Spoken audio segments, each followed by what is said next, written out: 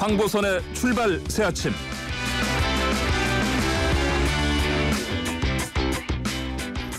네, 8시 정각입니다. 이 시각 가장 많은 관심 받는 뉴스 만관뉴 이현웅 아나운서와 함께합니다.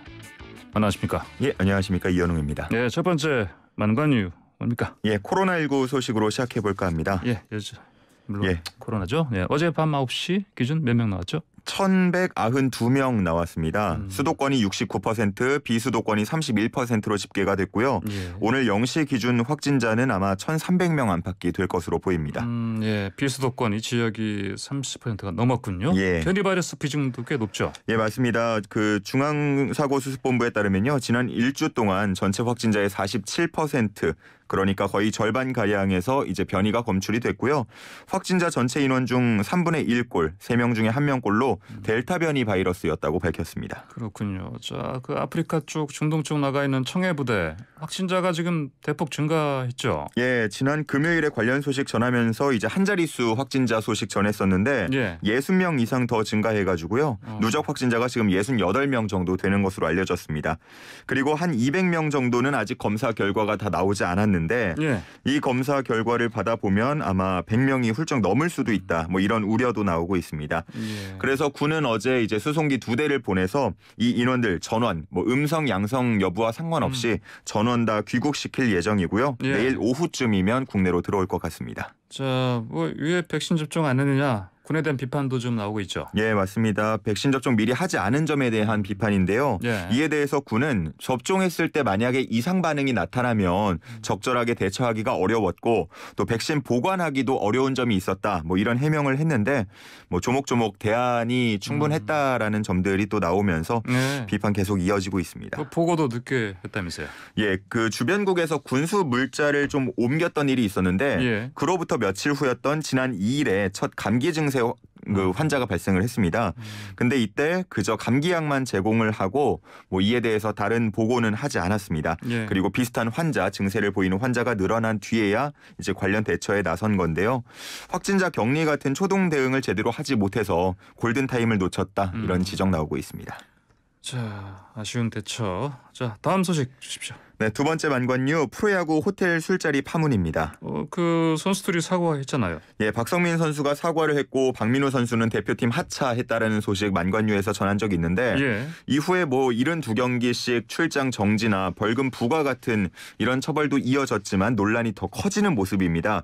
그 이유가요. 한화나 키움 선수들도 뭐 숙소의 무단 이탈 그리고 방역 지침을 위반한 것들이 추가로 밝혀지고 있기 때문입니다.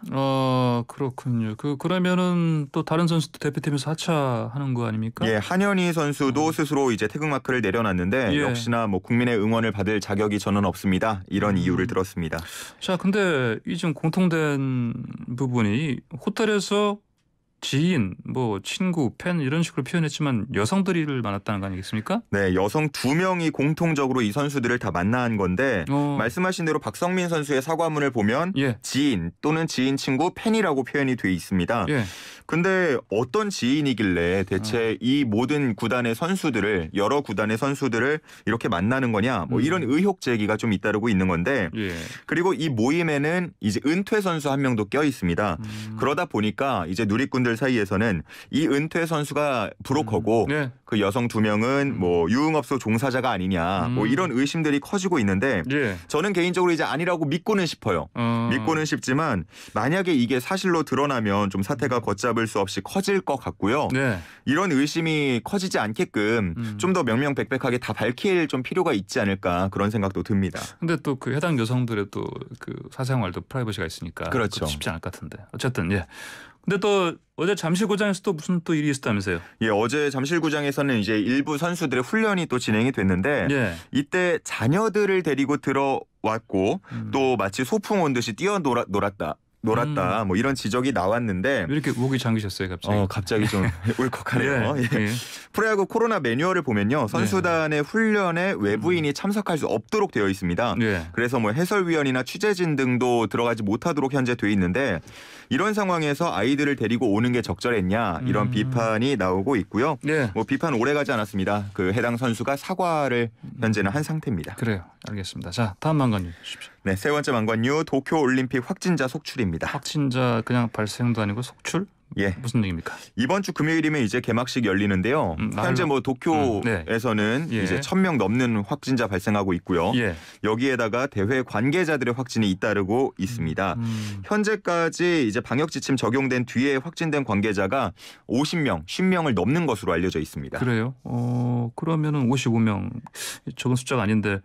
또 IOC 위원도 양성 판정 받았다. 예, 유승민 IOC 위원인데 공항검역에서 양성 판정을 받은 겁니다. 나갈 때?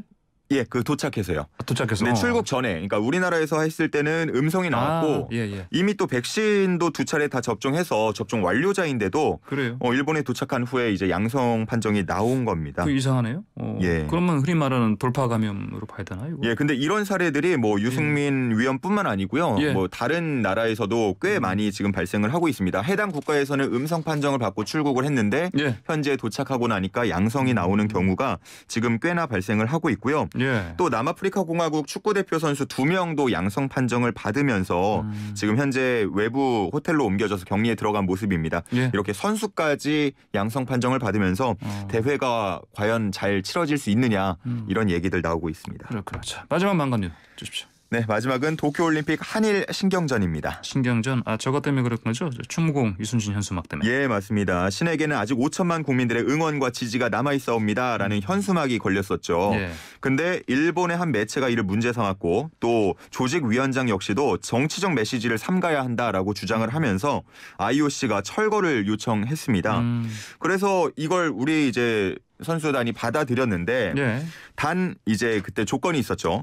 경기장 안에 우길기를 반입하지 못하게 하기로 IOC와 약속을 하고 현수막을 내린 겁니다. 그 역시도 정치적인 메시지라고 이야기를 한 거죠.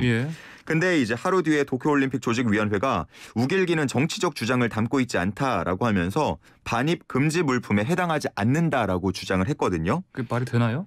그래서 일단 중요한 건 이제 IOC의 판단이 될 것 같습니다. 아직 나오진 않았는데 항상 좀 일본 편에 드는 그런 느낌이 드는 IOC의 결정이었기 때문에 이번에도 약간 불안한 마음은 있지만 어쨌든 약속을 한 건 있기 때문에 좀 지켜봐야 할 것 같습니다. 알겠습니다. 오늘의 많은 거는 여기까지 듣겠습니다. 고맙습니다. 감사합니다. 지금까지 이현웅 아나운서였습니다.